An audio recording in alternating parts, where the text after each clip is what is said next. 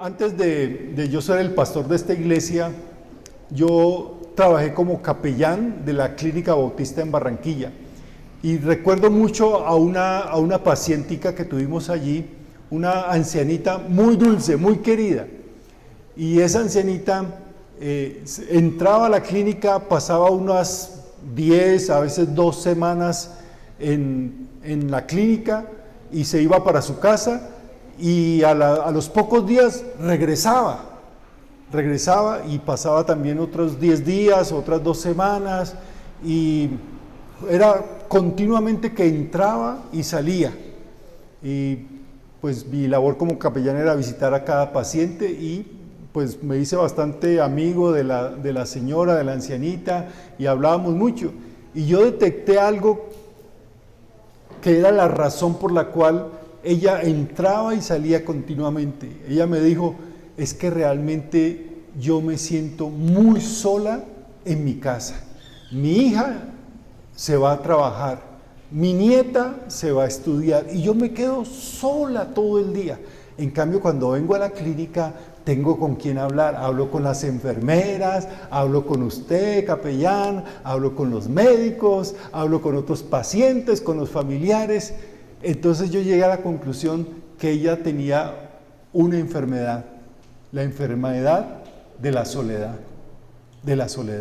¿Y por qué les cuento esta historia? Porque hace poco estaba leyendo un estudio que se hizo en una ciudad de los Estados Unidos donde descubrieron lo mismo, que había permanentemente un grupo de personas que entraban al hospital, estaban unos días, salían del hospital y a los pocos días volvían, y eso, ustedes saben que pues en Colombia pasa, pero los gringos no perdonan eso, porque eso costaba al seguro, y se pusieron a estudiar por qué estas personas tan frecuentemente llegan al hospital, salen del hospital y vuelven al hospital, y pusieron psicólogos, trabajadores sociales a ir a las casas y descubrieron que todos ellos eran personas que vivían solas y que cuando llegaban al hospital encontraban compañía.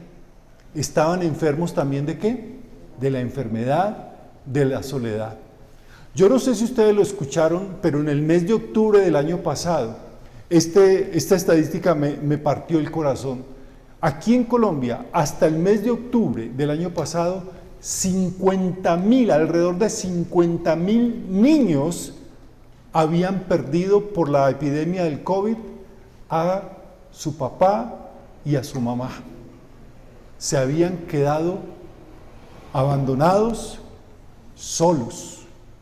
Niños que se iban a levantar sin la figura de un papá, sin la figura de una mamá. En esta pandemia nos hemos aislado, nos hemos distanciado. En esta pandemia muchos se han quedado solos. Ustedes no saben la cantidad de personas que durante la pandemia nos llamaban y decían, pastor, estoy solo, por favor, ore por mí, me siento aislado.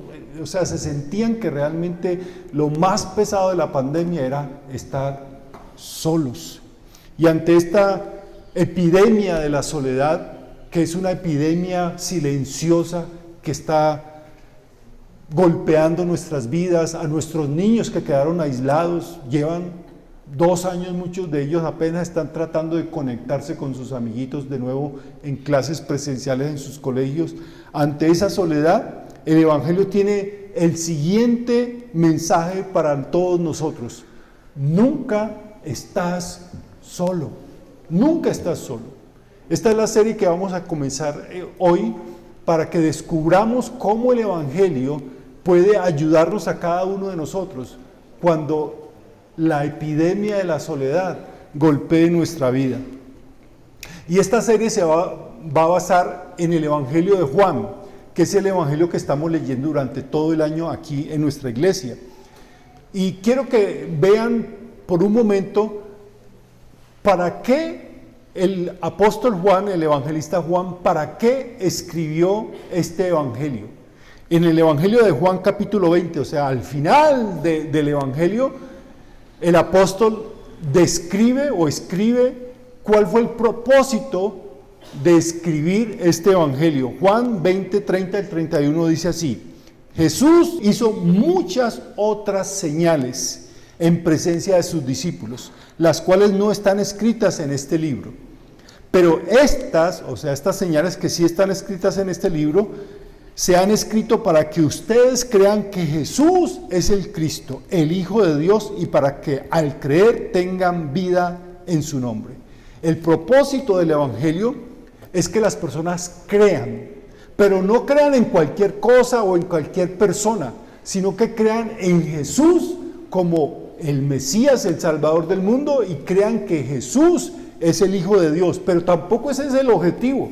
El objetivo es que llegando a creer en Jesús, dice la Escritura, tengan vida en su nombre, tengamos una verdadera vida. Mire, el propósito, el objetivo de la Biblia no es simplemente que la leamos, que la aprendamos o que la entendamos. El propósito de la Biblia no es hacernos más inteligentes.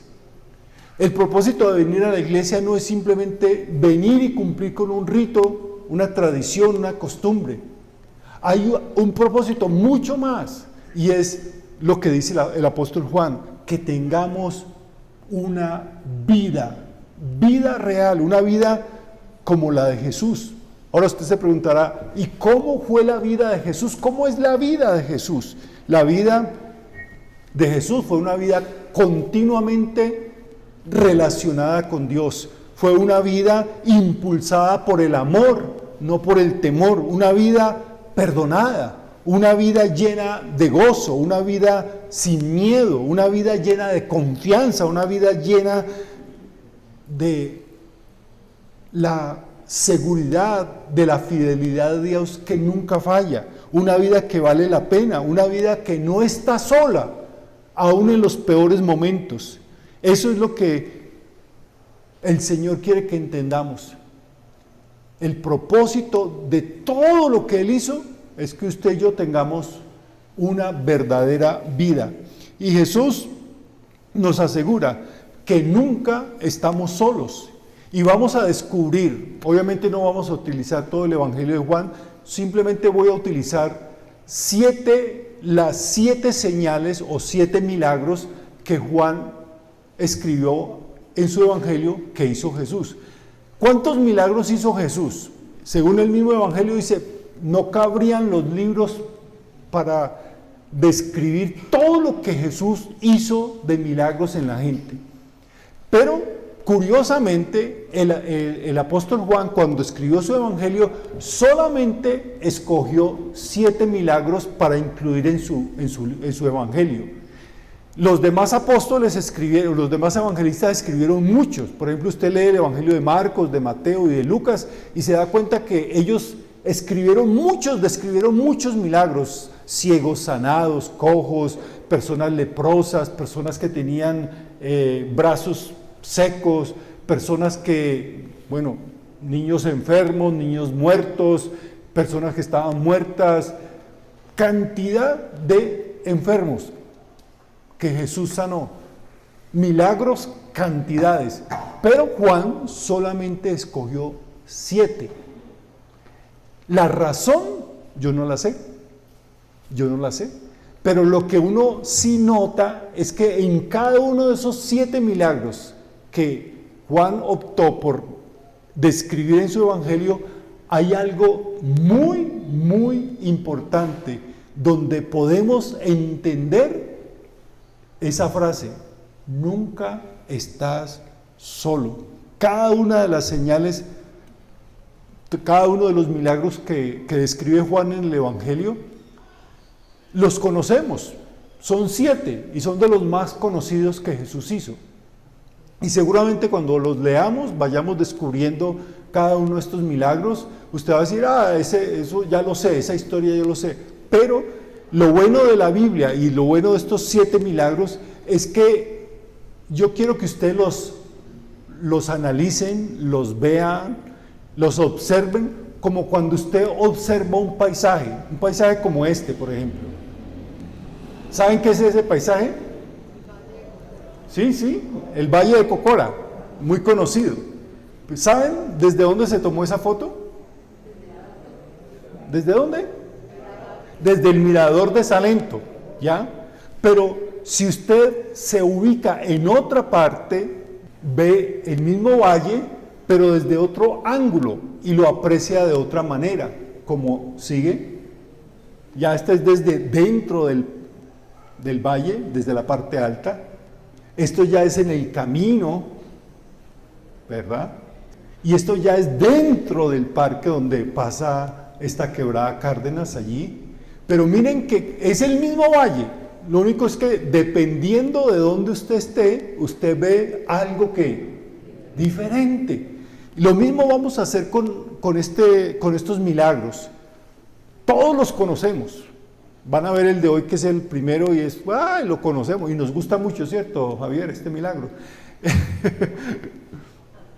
Pero cuando lo observamos desde otro punto de vista, descubrimos algo que tal vez necesitamos cada uno de nosotros. Entonces les invito a que veamos el primer milagro, o como Juan lo llama. Juan no utiliza la palabra milagro, usa la palabra señal.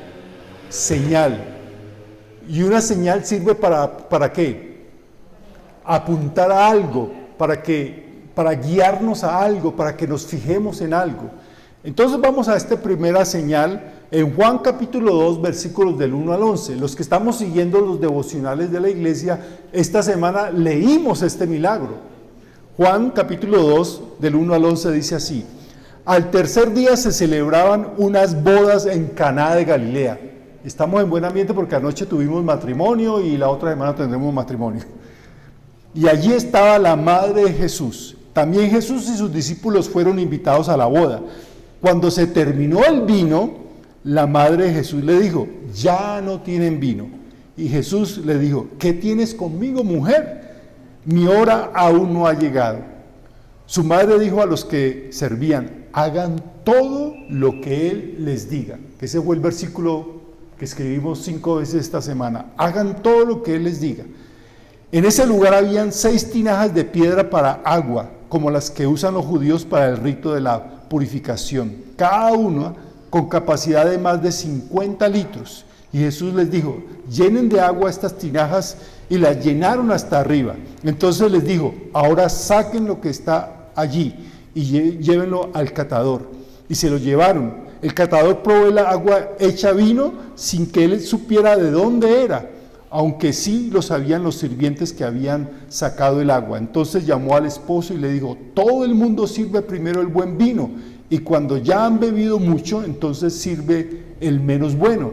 Pero tú has reservado el buen vino hasta ahora. Este principio de señales hizo Jesús en Caná de Galilea y manifestó su gloria, y sus discípulos, ¿qué? Creyeron en él. ¿Conocen este milagro? ¿Cuántas veces no lo han escuchado? ¿Y cuántas veces no se han saboreado diciendo: ay, qué rico que multiplicara esta agua en vino? ¿Ya? Pero observémoslo desde otro punto de vista, este milagro. Podríamos verlo desde punto de vista del matrimonio. Yo he usado este texto para hablar en bodas.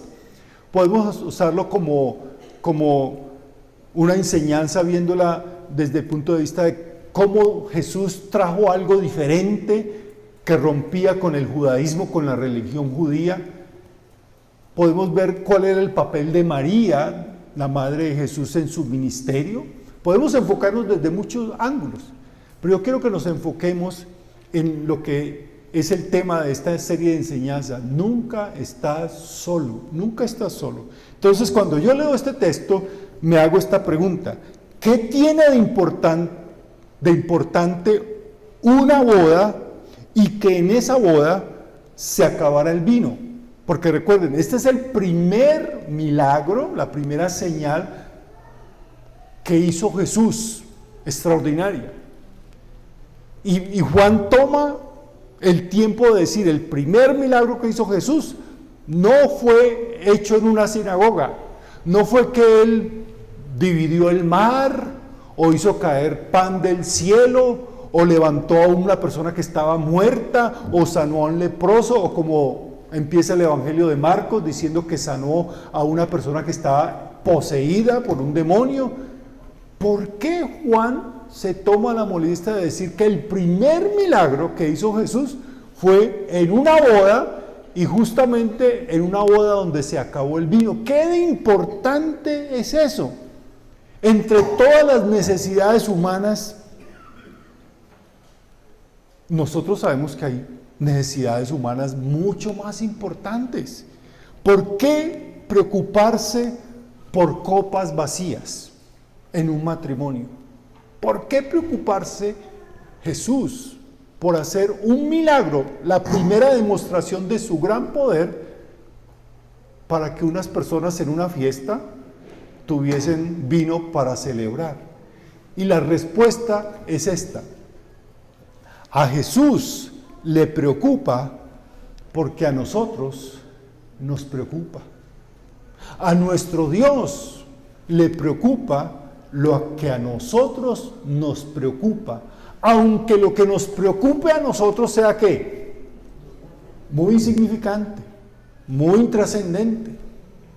Yo creo que los ángeles en el cielo deberían estar, bueno, vamos a ver cómo va a ser el gran debut de Jesús en la tierra, cuando Él haga su primer milagro, cómo la gente va a quedar boquiabierta, y ese primer milagro tiene que ser algo extraordinario, y delante de toda la gente que lo vea y quede la gente deseosa de seguir a Jesús. Y viene Jesús y hace un milagro en una fiesta, en un matrimonio, y hace un milagro de convertir agua en vino. Solamente eso. Pero otra vez, a Jesús le preocupa porque a nosotros nos preocupa. Si Jesús estuvo dispuesto a usar todo su poder divino para resolver una metida de pata en una fiesta de bodas cuando se acabó el vino, si Jesús estuvo dispuesto a usar todo su poder divino para sacar de un problema tan insignificante, ¿cuánto más utilizará su poder para intervenir en cosas más trascendentes de su vida, de nuestra vida? Porque Él quiere que sepamos que cualquier necesidad que estemos viviendo, que cualquier problema que estemos sufriendo, lo podemos traer a los pies de Jesús y presentárselo a Él. El título de esta enseñanza, o la verdad principal de esta enseñanza, es esta: usted nunca está solo en medio de sus necesidades. Si hay algo que quiere enseñarnos este milagro, es que podemos confiar que cuando estemos en nuestra peor necesidad o en nuestra insignificante necesidad, Jesús nos dice: nunca está solo en medio de sus necesidades. Y Él quiere que usted presente a Él, le lleve a Él sus necesidades. Ay, pero ¿para qué molestar al Señor con? Moléstelo. Él le interesa porque se interesa en usted. Y eso creo que lo entendió muy bien el apóstol Pablo, cuando en Filipenses capítulo 4, versículo 6 escribe lo siguiente: no se preocupen por nada, que sus peticiones sean conocidas delante de Dios en toda oración y ruego, con acción de gracias. ¿Qué hace usted con sus preocupaciones? Y esta pregunta quiero que la tenga, la escriba, porque muchas de las situaciones tristes que usted está viviendo es por no saber contestar a esta pregunta. ¿Ha convertido su escasez en una oración? ¿Ha convertido su preocupación en una oración? ¿Ha convertido lo que le falta en una oración? Porque de eso se trata también este milagro que Jesús hizo. Como ustedes saben, este milagro se produjo en una boda en la ciudad de Caná de Galilea. Jesús fue invitado, estaba también invitada María, la madre de Jesús, y estaba invitado también los discípulos de Jesús, los apóstoles. Y en una boda judía no es como las bodas de nosotros, que eso a uno hay que le dar una tortica así chiquitica nomás.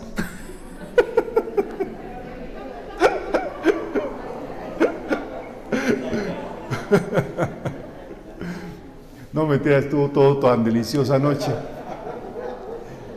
Las bodas, los matrimonios judíos se demoraban una semana, o sea, era una fiesta de una semana. Todo por cuenta de los que se casaban. Y una de las cosas principales era el vino, y no una copita de vino, tenía que tener vino durante toda la semana. Y cuando en esta ocasión la ceremonia, la fiesta iba avanzando, el vino se acabó. Eso es como si en un matrimonio nuestro hoy en día no alcanzara la torta para todos y menos para el pastor. ¡Qué vergüenza! ¡Qué pena! O sea, esa era como una vergüenza social, y por eso algunos dicen que María era muy amiga de esta familia y María se preocupa y va y le dice a Jesús, se acabó el vino, solamente le dijo eso, se acabó el vino. Y al parecer Jesús tenía una agenda, tenía en mente un tiempo para revelarse como el Mesías y revelar su poder. Y aquel día no era ese día, en Caná de Galilea, ese no era el momento indicado. Y cuando su mamá le dice, no, se acabó el vino, él no responde diciendo, bueno mamá, entonces voy a hacer el primer milagro, sino que él dice, un momento, no es mi tiempo, no lo tengo en mi agenda. Ahora, esa expresión, escuchen, María le dice, le está pidiendo un favor. No tienen vino, porque ella sabe quién es Jesús, lo que Él puede hacer. Y le dice, no tienen vino. Y la respuesta de Jesús inicialmente fue, ¿qué? No. Quiero que usted piense, cuando la respuesta a su petición por la necesidad que tiene es un no, ¿qué hace usted? El versículo 4 dice, Jesús, no ha llegado mi tiempo. Le dice no a la petición de su mamá. No, porque no ha llegado mi tiempo. Y el versículo 5, ¿qué dice el versículo 5 de su vida? Es decir, ¿qué dice el versículo 5 de su vida cuando la respuesta de Dios a su petición es no? No por ahora, o definitivamente no, o no lo voy a hacer de esa manera como usted quiere.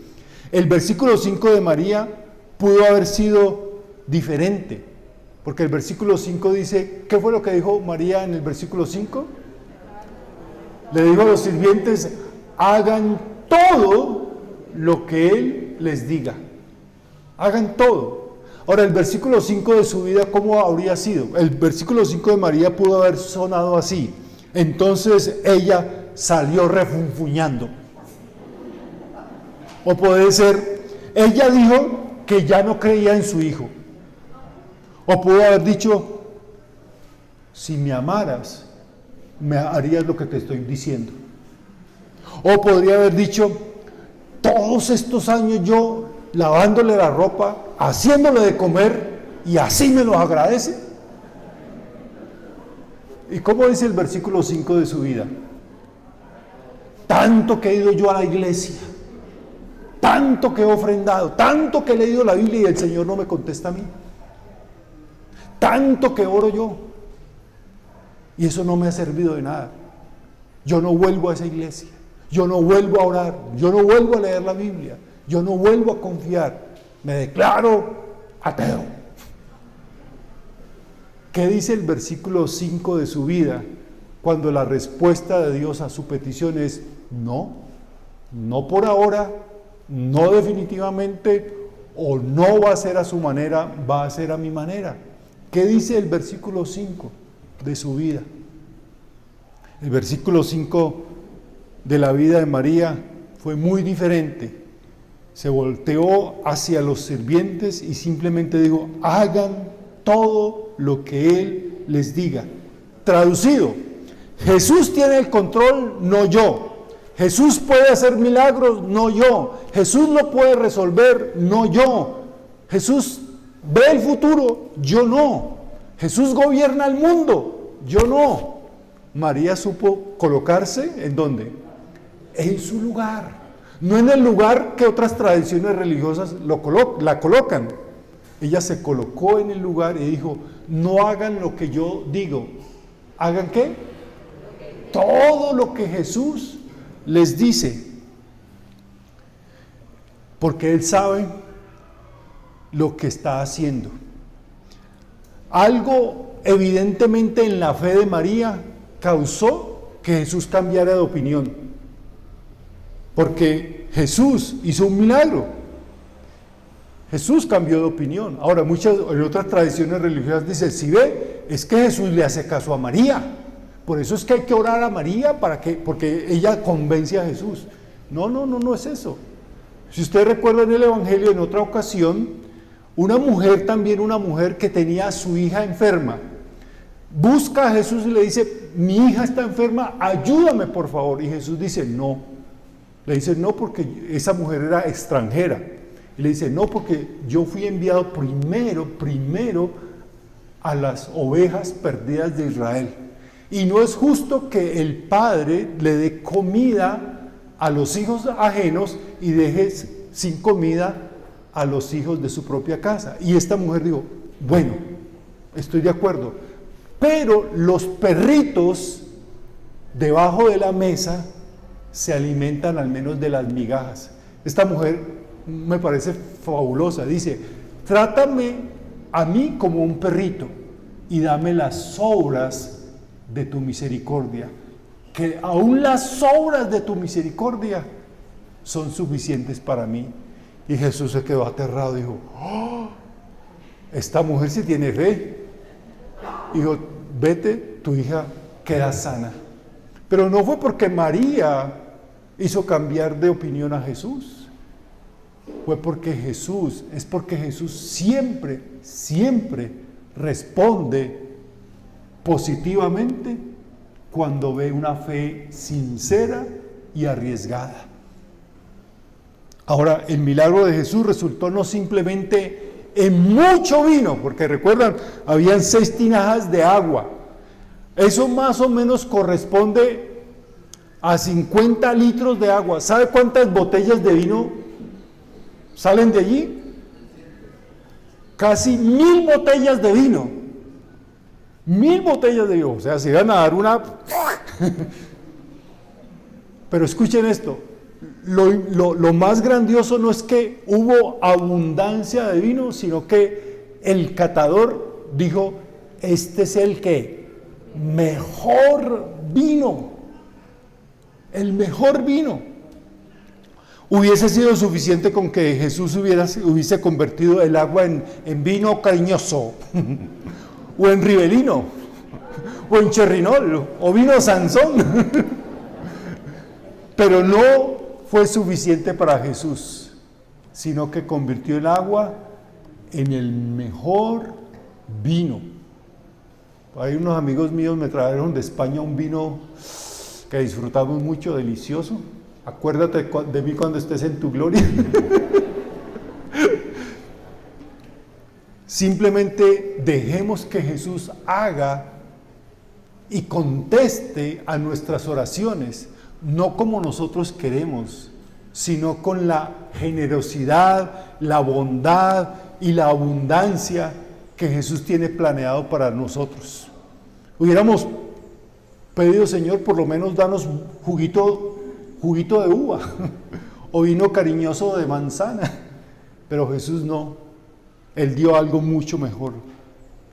Cuando escasean nuestros recursos, no importa lo insignificante que sean esa necesidad para nosotros, de nuevo, para Dios es importante. Por eso concluyo diciendo lo siguiente: cuando se haya acabado su vino, confíe en Jesús y haga lo que Él le dice. Cuando se haya acabado su vino, confíe en Jesús y haga lo que Él le dice que debe hacer. Cuando se haya acabado su fuerza, cuando se hayan acabado sus fuerzas, confíe en Jesús y haga lo que Él le dice. Cuando se haya acabado su paciencia, confíe en Jesús y haga lo que Él le dice. Cuando se esté acabando su matrimonio, confíe en Jesús y haga lo que Él le dice. Cuando se esté acabando su fe, confíe en Jesús y haga lo que Él le dice. Cuando se le haya acabado las oportunidades en su vida, confíe en Jesús y haga lo que Él le dice.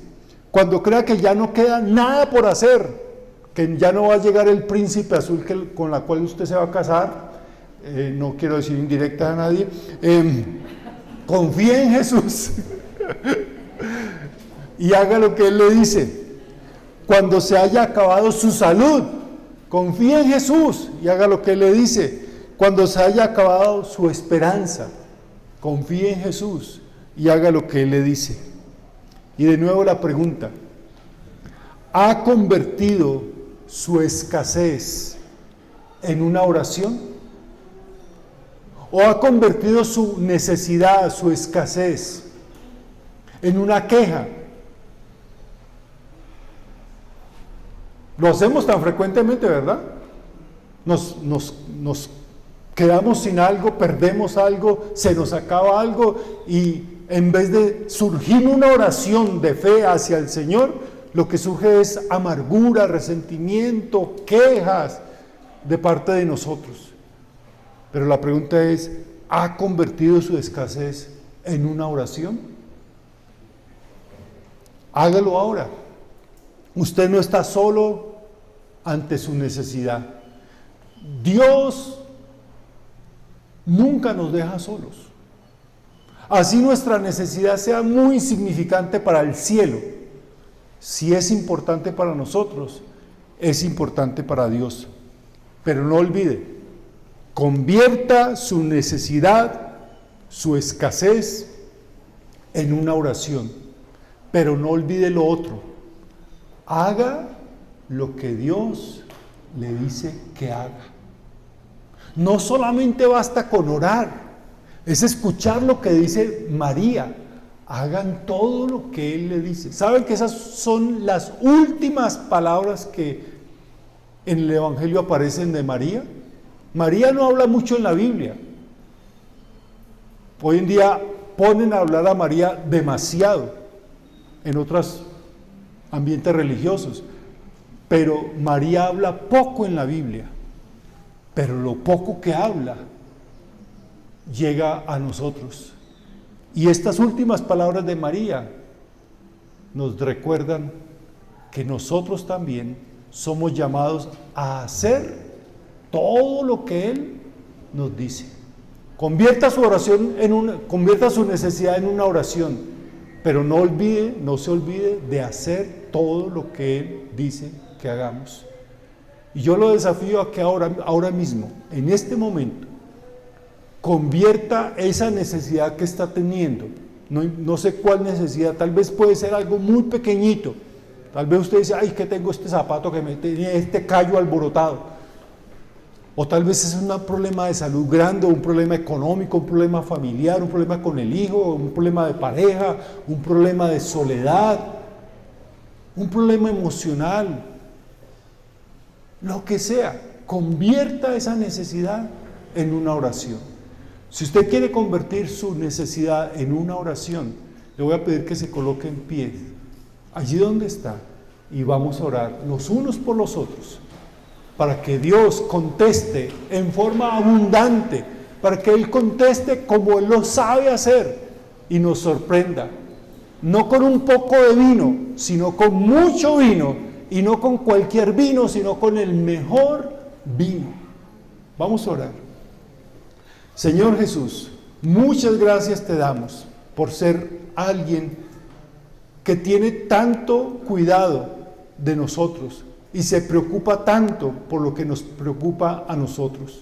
Sabemos, Señor, que nuestra vida está llena de necesidades, y más en este tiempo que vivimos, donde los precios de los alimentos están tan altos, donde el trabajo está tan escaso, donde esta epidemia, esta pandemia ha golpeado tantas vidas, donde, Señor, nosotros nos sentimos solos, aislados y aún desesperados.